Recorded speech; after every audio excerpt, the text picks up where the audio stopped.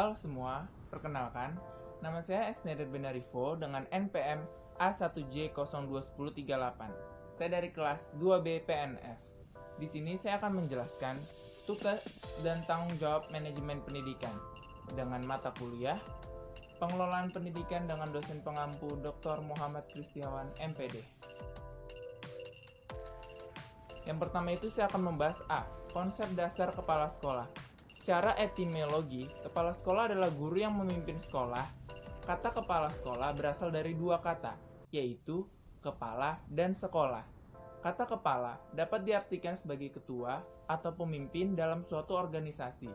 Sedangkan sekolah adalah sebuah lembaga di mana tempat terjadinya penerimaan dan pemberian penjelasan. Tugas kepala sekolah menurut para ahli Syafarudin dan Wajosmimijo.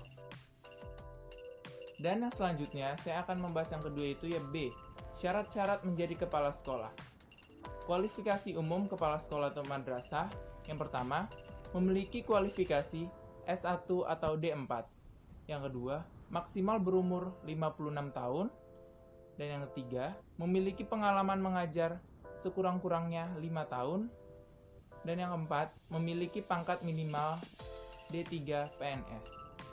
Kualifikasi khusus kepala sekolah atau madrasah. Setiap jenjang pendidikan mulai dari TK sampai SMA memiliki ketentuan yang berbeda-beda untuk kualifikasi khusus menjadi kepala sekolah. C. Ciri-ciri kepala sekolah, yaitu ada 3 faktor keberhasilan kepala sekolah. Harapan untuk menjadi sekolah yang dipimpin lebih baik dari sekolah-sekolah lain, berinisiatif dan memulai tindakan proaktif terhadap situasi kerjanya, dan memiliki kemampuan untuk tidak ditenggelamkan oleh lembaganya.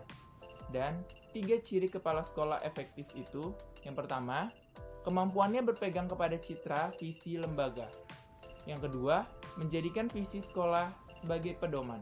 Dan yang ketiga, memfokuskan aktivitasnya pada pembelajaran dan kinerja guru di kelas.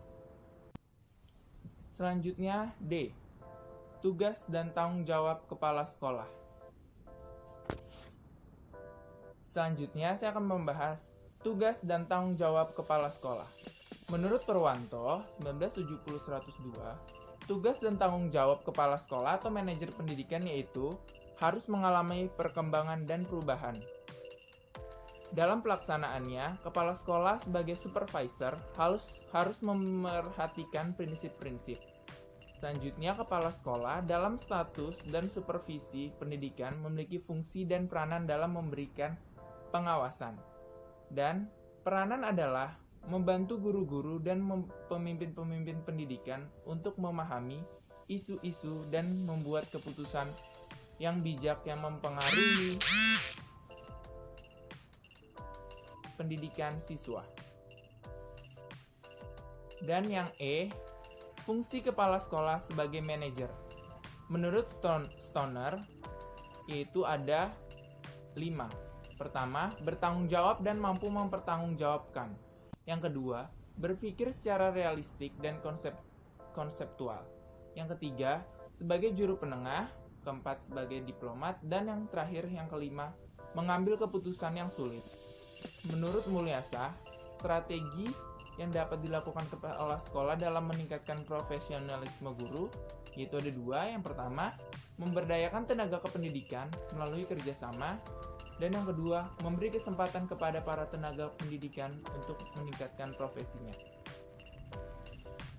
Dan yang F, itu peran kepala sekolah. Peran kepala sekolah, seorang kepala sekolah yang berperan sebagai administrator memiliki 10 peran, yaitu peran pribadi, kepala, pemimpin, penghubung, peran pengetahuan, supervisi, penabur pengetahuan, juru bicara, peran dalam mengambil keputusan, wiraswastawan, pemecah waktu, pengalokasi sumber daya, dan perunding. Peran pemimpin kepala sekolah, yaitu kepala sekolah merupakan kunci dalam membentuk kultur sekolah. Peran manajer kepala sekolah, yaitu peran manajer merupakan aspek utama kepemimpinan kepala sekolah. Dan peran kurikulum pengajaran kepala sekolah yaitu bidang kurikulum pengajaran hendaknya menjadi prioritas kerja utama kepala sekolah.